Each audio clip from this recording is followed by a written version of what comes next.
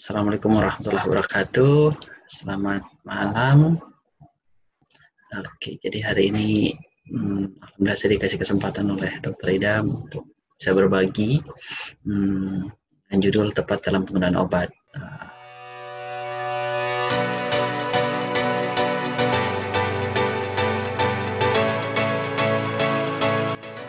Kita mulai saja.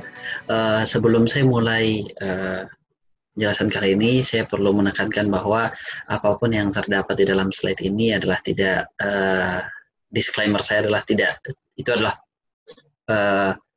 murni pendapat pribadi saya, tidak ada berkaitan dengan afiliasi manapun yang berkaitan dengan saya saat ini. Kemudian apa yang akan saya bahas adalah ada tiga subtopik, yaitu penggolongan obat, penggunaan obat yang tepat, dan penyimpanan obat. Ini topik yang cukup penting menurut saya ketika banyak orang harus melakukan perawatan di rumah dan seperti itu. Kita mulai dengan penggolongan obat. Saya akan pakai laser point. Okay. Penggolongan obat di Indonesia itu sudah diatur oleh Permenkes sejak tahun 1993, di mana ada 4 jenis penggolongan. Ada obat bebas, ada obat bebas terbatas, obat keras dan psikotropika, dan obat narkotika. Mari kita lihat satu-satu. Nah, untuk obat bebas adalah obat yang dijual bebas di pasaran, dapat diperjualbelikan tanpa resep dokter. Jadi seseorang dapat membeli tanpa resep dokter dan langsung datang ke apotek meminta beli obat tersebut, itu bisa dilakukan. Dalam mengenali obat bebas ini, ada penandanya, yaitu logonya yang berlingkaran hijau dengan tepi berwarna hitam. Contohnya seperti paracetamol, obat batuk hitam, di mana obat-obat ini memang digunakan untuk meredakan keadaan-keadaan yang kondisi ringan, misalnya demam, seperti demikian. Kemudian golongan kedua adalah obat bebas terbatas, di mana ini dikenal dengan daftar W, yang diadaptasi dari bahasa Belanda, waarschuwing, yang artinya peringatan, di mana obat bebas terbatas adalah obat keras. Perlu diperhatikan, adalah obat keras yang dapat diserahkan kepada pemakainya tanpa resep dokter, tetapi harus memenuhi syarat. Ada 2 syarat yang harus dipenuhi. Yang pertama, harus dijual dalam bungkus asli dari pabrik atau pembuatnya. Yang kedua adalah pada penyerahannya harus memuat tanda peringatan. Yang mana tanda peringatan itu kita lihat di slide berikutnya. Jadi ada 6 tanda peringatan seperti demikian. Nah, jadi ketika kita membuka sebuah obat, melihat sebuah obat, itu pasti ada sebuah tandanya. Misalnya tandanya adalah obat bebas terbatas adalah lingkaran biru bergaris pinggir hitam. Kemudian ketika kita buka entah itu leafletnya atau packaging insertnya ataupun pembungkusnya, itu akan tertera sebuah peringatan, apakah itu peringatan nomor 1 atau sampai nomor 6. Demikian. Kemudian untuk obat keras dan psikotropika, obat ini dikenal dengan obat daftar G atau Gevalik, juga diadaptasi dari bahasa Belanda, yang mana merupakan obat-obat yang berbahaya jika pemakaiannya tanpa resep dokter. Artinya apa? Artinya penggunaan obat-obat tersebut, obat golongan daftar G harus berdasarkan resep dokter. Jadi obat-obat ini tidak akan bisa dibeli tanpa resep dokter. Tanda ini adalah tanda khusus pada etiket atau kemasannya dengan dengan logo seperti ini, huruf K di dalam lingkaran merah yang bertepi warna hitam. Contohnya adalah antibiotik, antihistamin, contoh yang mudahnya juga seperti ibuprofen pada dosis tertentu. Kita akan lihat contohnya di slide berikutnya. Kemudian obat-obat psikotropika, yaitu zat atau obat alamiah, baik sintetik bukan narkotik, yang berkhasiat psikoaktif, dapat mempengaruhi perubahan kesadaran pada perubahan aktivitas mental dan perilaku pada penggunanya. Nah, ini contoh dari obat golongan G dan obat bebas terbatas. Ini ada logonya. Ya. Saya tutup produsennya supaya tidak ada disclaimer. Nah, kemudian ketika obat-obat tersebut dijual sebagai misalnya obat bebas terbatas, ini adalah salah satu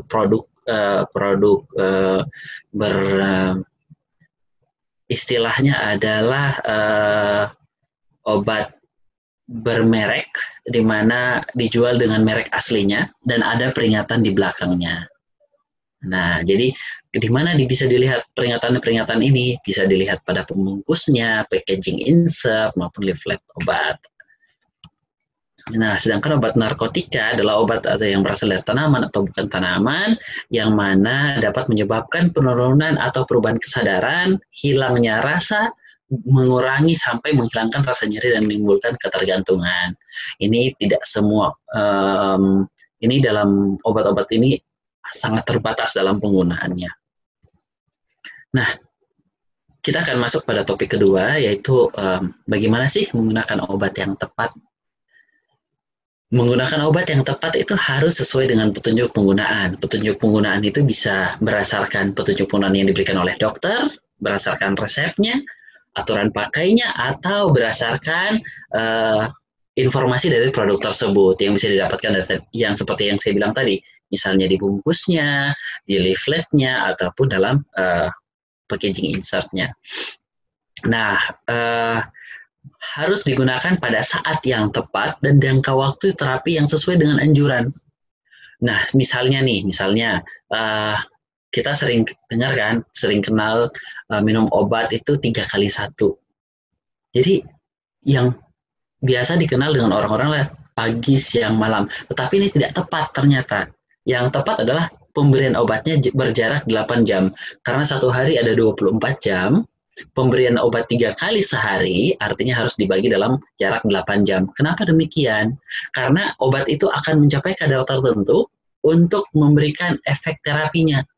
Nah, sehingga penggunaan jarak 8 jam adalah jarak optimal pada obat-obat tertentu yang memang diberikan dalam dalam pemberian 3x1 untuk mencapai kadar terapinya. Kalau misalnya pemberiannya 2x1, berarti penggunaannya gimana? Berarti berjarak 12 jam. Nah, contoh nih, kalau misalnya pakai pagi, siang, malam. Misalnya pagi, pakainya jam 8, minumnya jam 8. Habis itu siang, setelah makan siang, minumnya jam 1. Jaraknya tidak sampai 8 jam. Nah, kemudian malam, diminum misalnya jam 7 malam, hanya berjarak 6 jam misalnya. Nah, sedangkan dari jarak jam 7 malam sampai jam 8 pagi untuk diminum lagi itu berjarak lebih dari 12 jam. Sehingga itu akan mempengaruhi kadar obat di dalam tubuh. Nah, bagaimana ada terkhusus bagi perempuan-perempuan? Nah, misalnya pada perempuan yang hamil dan menyusui, bagaimana penggunaannya? Nah, perempuan yang hamil dan menyusui disarankan untuk tidak mengonsumsi obat tanpa petunjuk atau tanpa arahan dari dokter. Apabila mengalami keluhan selama masa kehamilan atau masa menyusui, silakan konsultasikan diri Anda ke dokter. Nah, kemudian obat itu ada berbagai sediaan ternyata obat. Ada sediaan obat oral itu maksudnya lewat mulut. Ada yang tetes, yang ditetes baik di mata, telinga, dan hidung, yang bisa disemprot lewat hidung. Ada yang disalep, yang diberikan secara salep di kulit, di mata, maupun di supositorio, atau istilahnya lewat pintu belakang. Nah, bagaimana sih sebenarnya penggunaan obat-obat oral yang baik? Nah, jadi sebaiknya obat oral itu diminum dengan air putih. Nah, diminum apabila obat itu obat itu dalam bentuk sediaan cair, obat itu bisa diminum dengan sendok takar misalnya. Nah, karena pada sediaan cair biasanya sudah disediakan sendok takarnya. Nah, adapun ada obat yang harus dikunyah dulu sebelum ditelan, harus ada yang dikunyah dulu, ada yang harus ditelan secara utuh, ada yang harus diisap dalam mulut, dan ada juga yang harus dilarutkan di bawah lidah. Sehingga petunjuk penggunaan obat-obat ini sangat penting untuk digunakan sesuai dengan petunjuknya. Sehingga ketika digunakan sesuai petunjuknya akan mencapai efek maksimal yang diinginkan. Beberapa obat juga harus diminum dalam kondisi tegak. Nah, ini contohnya misalnya obat untuk osteoporosis. Nah, itu harus diminum dalam posisi tegak. Obat-obat tertentu saja. Jelas itu ada arahan dari petunjuk dari dokter yang memberikan. Nah, kemudian ada juga obat-obat yang harus diminum saat makan misalnya. Ada pula obat yang harus diminum sebelum makan, contohnya obat-obat lambung. Nah, dan ada obat-obat yang memang harus diminum setelah makan. Jadi perlu diperhatikan apakah obat itu harus diberikan pada saat makan, sebelum maupun sesudah makan. Kemudian bagaimana dengan obat tetes? Jadi obat tetes ada 3. Nah, yang dikenal ada 3. Obat tetes mata, bagaimana sih cara penggunaannya? Jadi usahakan penggunaan obat tetes mata itu tidak menyentuh ujung-ujung obat tetes mata itu tidak menyentuh benda apapun, termasuk mata pada saat penetesan. Nah, setelah pemakaian harus ditutup rapat kembali dan disimpan sesuai aturan penyimpanan. Itu bisa dilihat di pembungkusnya. Nah, kemudian sebaiknya penetesan itu dilakukan di ujung mata yang dekat hidung. Bisa dilakukan kelopak mata bagian bawah bisa ditarik, kemudian diteteskan. Seperti itu. Kemudian di telinga, ujung alat penetes juga tidak boleh tersentuh oleh apapun, istilahnya steril. Bersihkan bagian telinga bagian luar harus dibersihkan terlebih dahulu, supaya kotorannya tidak ikut ke dalam. Kemudian jika ada suspensi itu maksudnya kalau dalam bentuk cairan itu sebaiknya dikocok terlebih dahulu. Posisinya bisa berbaring miring dengan telinga ditetesi menghadap ke atas seperti begini. Nah, itu posisi berbaring, tetapi dalam posisi berbaring maksudnya. Kemudian karena ada perbedaan antara orang dewasa dan anak-anak pada bentuk posisi saluran telinganya, sehingga pada orang dewasa itu telinganya itu ditarik ke atas dan ke belakang. Nah, sedangkan anak-anak dia tarik ke bawah dan ke belakang karena posisi saluran telinga yang berbeda. Yang pada anak-anak masih lurus, orang dewasa itu sudah agak membengkok. Nah, untuk hidung, ujung alat penetes juga jangan tersentuh, kepalanya harus diposisikan, ada gambar di belakang akan saya perlihatkan di slide berikutnya seperti apa, bisa kepala ditengadahkan, boleh apabila dalam posisi berdiri dan duduk, ataupun posisi berbaring, kemudian bisa kepala diposisikan di antara kedua paha dalam posisi duduk, dan diteteskan dan di dalam hidung dibiarkan selama beberapa menit. Nah, seperti ini. Jadi, ingat sebelum menggunakan obat-obat tersebut, harus didahului dengan cuci tangan. Dahulu cuci tangan, harus dalam ujung obat itu, ujung pembungkus obat atau produk obat tersebut tidak boleh tersentuh oleh apapun. Diusahakan sebisa mungkin seperti itu. Kemudian untuk tetes mata seperti saya contohkan tadi, ditarik kelopak matanya tetapi diteteskan di bagian sisi mata bagian dekat hidung ujungnya. Nah, untuk telinga dibersihkan dulu kemudian diteteskan ke dalam lubang telinga. Untuk hidung dapat diteteskan ke lubang hidung atau dalam posisi duduk bisa dalam posisi seperti ini. Kalau misalnya ada yang bisa membantu, bisa dalam posisi berbaring dan dibiarkan dalam beberapa menit. Kemudian jangan lupa untuk selalu mencuci tangan setelah menggunakan obat tersebut. Nah, untuk obat semprot hidung, hidung juga harus dibersihkan dan kepala tetap tegak. Obat disemprotkan ke dalam hidung sambil menarik nafas dengan cepat, seperti itu. Kemudian bersihkan kemasan obat. Nah, posisinya juga bisa dalam posisi duduk seperti demikian. Yang terpenting adalah selalu ingat cuci tangan sebelum dan cuci tangan setelah. Untuk obat salep, jadi obat salep ada obat salep mata, ada obat salep kulit, ujung cup atau obat itu jangan sampai tersentuh benda apapun. Ingat selalu cuci tangan. Apabila dioleskan pada mata, kepala ditengadahkan dengan jari telunjuk di bawah kelopak mata, ditarik ke bawah, sama seperti meneteskan. Kemudian cupnya itu ditekan sehingga salep mata bisa keluar. Nah, mata ditutup dan digerakkan kiri ke kanan, ke atas bawah, sehingga obat tersebut dapat merata di mata. Nah, ingat selalu bersihkan kemasan obat dan cuci tangan. Begitu juga dengan kulit, oleskan tipis-tipis di permukaan kulit. Dan jangan lupa untuk cuci tangan. Hmm, ada beberapa obat sediaan khusus, misalnya suppositoria. Ini contohnya misalnya obat-obat, ada obat anti nyeri, obat untuk melancarkan buang air. Nah, ingat dalam penggunaannya harus selalu cuci tangan. Nah, suppositoria itu maksudnya pembungkus cup obat itu dikeluarkan dari kemasan, dibasahi dengan air, kemudian diposisikan menyamping, miring, dan dimasukkan ke dalam dubur. Nah, dorong obat hingga masuk sempurna. Nah, sering kita temukan obat-obat yang seperti anti nyeri, itu biasanya lembek kalau berubah konsistensinya ketika tidak disimpan dalam penyimpanan yang sesuai. Nah, itu bisa kita dinginkan dulu dalam lemari pendingin selama 30 menit dan ditempatkan pada air mengalir sebelum dibuka. Dan ingat selalu cuci tangan. Namun, saya ingatkan apabila obat-obat sudah berubah konsistensi, ada penjelasan di slide terakhir yang bisa menandakan bahwa obat tersebut sudah tidak layak untuk dipakai. Tapi untuk sediaan suppositoria apabila tidak didapatkan tanda-tanda tersebut, masih bisa digunakan.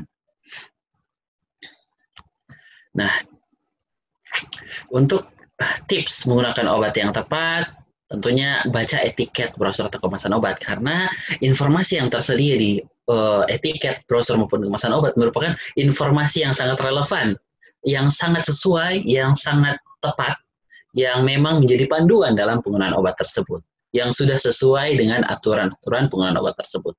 Gunakan sesuai aturan pakai, baik cara pakai, dosisnya, waktu lama penggunaan. Misalnya obat suppositoria harus diingat atau harus ditandai bahwa obat itu penggunaannya suppositoria. Obat suppositoria tidak boleh diminum, misalnya seperti itu. Cara pakai harus diatur, misalnya seperti saya bilang tadi, jaraknya diatur per 8 jam, per 12 jam, atau per 24 jam. Kemudian hindari penggunaan dosis ganda tanpa anjuran dokter. Cek tanggal kadaluarsa obat, itu penting. Kemudian apabila jadwal obat sudah terlewat, segera konsumsi kecuali terdapat instruksi khusus dari dokter. Apabila misalnya obat tersebut sudah dilewat, tidak perlu diminum, misalnya seperti itu. Nah, bila ada obat-obat yang menimbulkan hal-hal yang tidak diinginkan, bisa segera menghubungi dokter. Misalnya apa? Misalnya begitu minum obat, gatal-gatal, ruam, atau keadaan-keadaan lain yang lebih berat. Atau misalnya sesak sangat berat misalnya. Cepat hubungi dokter ketika keadaan-keadaan seperti itu muncul. Karena dalam penggunaan obat pun tidak ada modalitas saat ini yang bisa mengidentifikasi kira-kira ini obat pada saat minum obat tersebut alergi atau tidak. Kita belum tahu kecuali telah dilakukan tes-tes sebelumnya. Nah, hindari penggunaan obat yang sudah berubah bentuk, warna, atau aroma, atau tanda-tanda kerusakan obat ada di slide berikutnya. Musnahkan obat kadaluarsa. Kemudian jika bingung, silahkan hubungi profesional kesehatan. Nah, bagaimana sih seharusnya penyimpanan obat itu? Obat itu seharusnya sebaiknya disimpan jauh dari jangkauan anak-anak. Simpan di tempat sejuk kering dan terhindar dari sinar matahari langsung. Kecuali obat-obat tertentu yang memang harus disimpan dalam kondisi-kondisi tertentu, misalnya obat suppositoria yang harus disimpan dalam lemari pendingin misalnya, sediaan aerosol atau spray, harus dijauhkan dari panas suhu tubuh karena dapat meledak, yang dapat disemprot-semprot itu harus dijauhkan dari suhu tinggi karena punya tekanan. Kemudian simpan dalam kemasan aslinya dalam wadah yang tertutup rapat, jangan disalin atau dituang ke tempat wadah yang lain, misalnya misalnya obat sirup anak, kemudian dituang ke tempat lain, disimpan, harus tersimpan dalam wadah aslinya. Hindari penyimpanan obat tanpa wadah aslinya, hindari penyimpanan obat di dalam mobil, pisahkan penyimpanan obat dalam dan obat luar, maksudnya obat-obat yang diminum atau obat-obat yang semprot dengan obat-obat yang dioles misalnya, seperti itu, agar tidak tercampur. Kemudian bagaimana sih tanda-tanda rusaknya obat atau obat itu sudah turun kualitasnya, sudah tidak dapat menghasilkan efek terapi lagi, ataupun obat-obat tersebut itu sudah tidak layak dikonsumsi. Nah, untuk obat tablet bisa didapatkan perubahan warna, bau, rasa, adanya noda, berbintik-bintik, adanya lubang pada obat-obat yang memang tidak ada lubangnya. Sumbing itu maksudnya ada pecahnya, retak, atau terdapat benda asing, atau perubahan bentuk, misalnya obat yang tablet menjadi bubuk, atau misalnya obat-obat cair kemudian sudah ada endapan menjadi bubuk, seperti itu. Kemudian basah, sudah basah, lengket, kemudian kalau pembungkusnya misalnya kalengnya atau botolnya rusak, itu sudah sebaiknya untuk dihindari dalam penggunaannya. Nah, sedangkan obat-obat kapsul, misalnya ada perubahan warna pada kapsulnya terbuka atau kapsulnya kosong, rusak, atau melekat pada satu dan lainnya, sebaiknya dihindari untuk penggunaannya. Kalau cairan perubahan warna, ada endapan, konsistensinya berubah, jadi misalnya yang harusnya cair menjadi sedikit lebih padat, itu sebaiknya dihindari. Ada warna dan rasa atau bau yang berubah, botol rusak atau bocor, sebaiknya dihindari. Kemudian, salaupun demikian, adanya perubahan warna, motif rusak, atau perubahan aroma, hindarilah penggunaan obat-obat tersebut. Nah, ini referensi yang saya gunakan. Demikian yang bisa saya sampaikan tentang penggunaan obat secara tepat. Terima kasih. Assalamualaikum warahmatullahi wabarakatuh.